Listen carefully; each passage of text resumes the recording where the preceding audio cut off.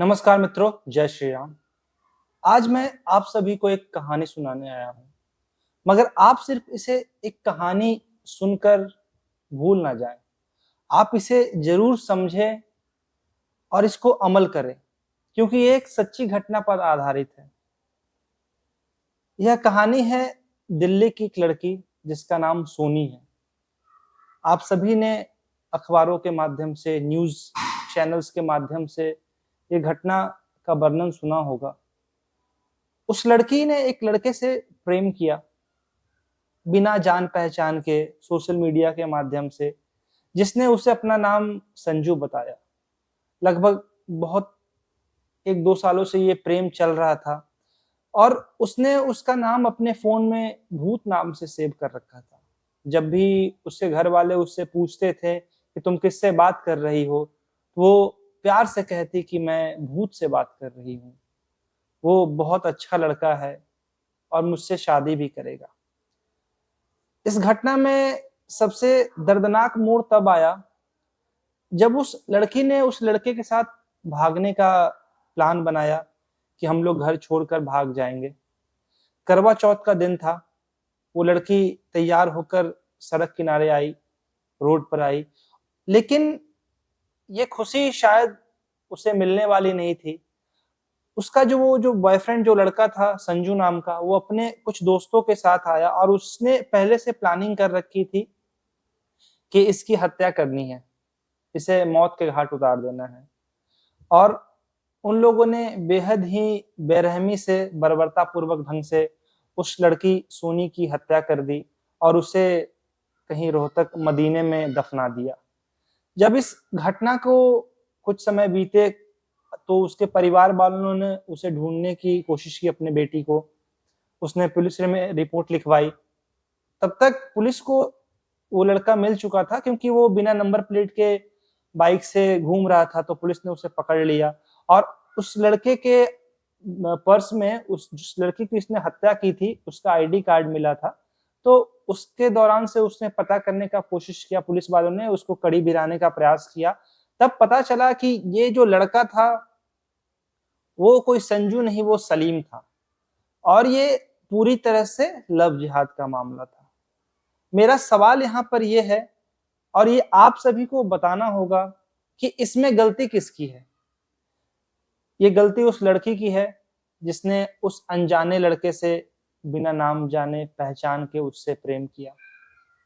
ये लड़की उस माता-पिता, उस परिवार की है, जिसने अनजान लड़के से उसे प्रेम करने दिया, उसे बातचीत करने दिया या फिर इस तरह की घटनाओं में संलिप्त होने दिया। वो लड़का इतना शातिर था, वो सलीम, कि अपने हाथों पर कलवा बाँध के आता था, सर पे तिलक लगा के आता था, क्योंकि उसकी मानसिकता ही जिहादी थी और इन कट्टरपंथियों जिहादियों की मानसिकता ही यही है कि वो हिंदू और हिंदू लड़कियों की बर्बादी चाहते हैं। तो उनकी जब यही मानसिकता है, यही सोच है, तो फिर भी एक हिंदू लड़की इसमें कैसे फँस जा रही है? आप हर रोज़ इस तरह की घटनाएँ, सैकड़ों घटनाएँ ऐसी आते रहती है, जहाँ पर एक हिंदू लड़की को बैग में टुकड़ों में काट कर भर दिया गया, उसे टुकड़ों में काट कर फ्रिज में बंद कर दिया गया, उसे बोरियों में पैक करके फेंक दिया गया। लेकिन फिर भी इतनी घटनाओं को सुनने के बाद, देखने के बाद अगर एक हिंदू लड़की और एक हिंदू परिवार का अक्ल ठिकाने नहीं आ रहा है, उनकी आँखें नहीं खुल रही है, तो इससे शर्म की बात क्या है? हमें समझना होगा कि हमारे लिए सही कौन है? हमारे लिए सही क्या है? अपने बच्चों को बचपन से ही ऐसे संस्कार देने पड़ेंगे, अपने बहनों को, अपने भाइयों को ऐसे संस्कार देने पड़ेंगे, ऐसे समझाना पड़ेगा कि आपके लिए सगा कौन है। आप जिस पर भरोसा कर रहे हैं, उन्हें आपसे रत्ती भर भी लगाव नहीं। वो बस आपका उपयोग करेंगे और जिस दिन आपका उपयोग खत्म हो जाएगा, वो आपका हश्र भी इसी तरह करेंगे। क्योंकि उनकी मानसिकता ही यही है, उनकी कट्टरपंथी मानसिकता है, उनकी जिहादी मानसिकता है और उनके लिए हर हिंदू काफ़िर है। तो ये हमें समझने की ज़रूरत है, हमें सतर्क रहने की ज़रूरत है, हमें सावधान रहने की ज़रूरत है कि हम किस तरह से उनसे अपना बचाव करें, अपने परिवार वालों का बचाव करें, अपने बहनों का बचाव करें, अपनी छोटी बच्चियों का बचाव करें। क्योंकि वो हर तरह के शातिर साजिश करेंगे, इस तरह के चाल में आपको उलझाने का प्रयास करेंगे कि वो किस तरह से आपको अपने झांसे में ले आएँ।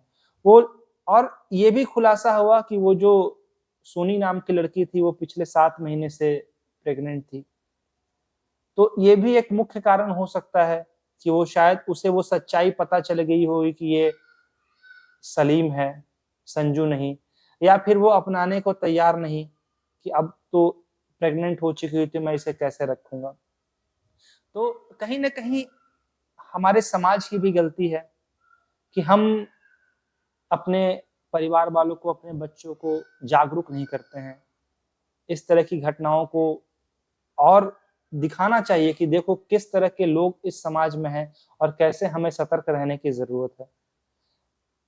प्रशासन इस पर कार्यवाही कर रही है, सरकार भी इस पर कार्यवाही करेगी और सरकार को इस पर और ठोस कदम उठाने की ज़रूरत है कि जो भी इस तरह का गलत नाम या अपनी पहचान छुपाकर इस तरह के कार्यों में संलिप्त है, उस पे कठोरता से कार्यवाही होनी चाहिए, तभी इन्हें समझ में आएगा।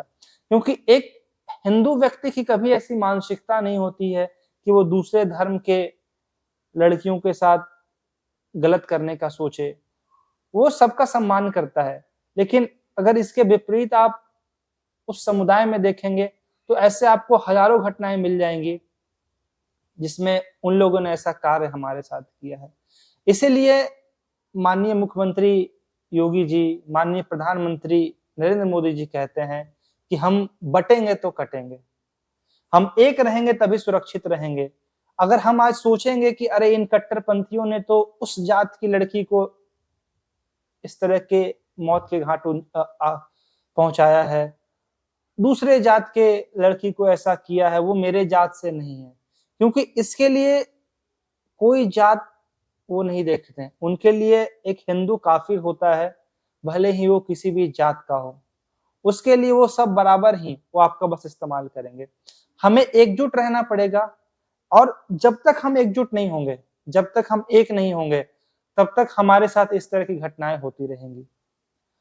अभी भी वक़्त है सँभलने का, समझने का, समझदार बनने का कि हम उन सभी के विरुद्ध एकजुट होकर उनका प्रतिकार करें और एकजुट होकर रहेंगे, तभी हम लोग सुरक्षित रहेंगे। माननीय योगी जी की बातों को हम सभी को अमल करना चाहिए।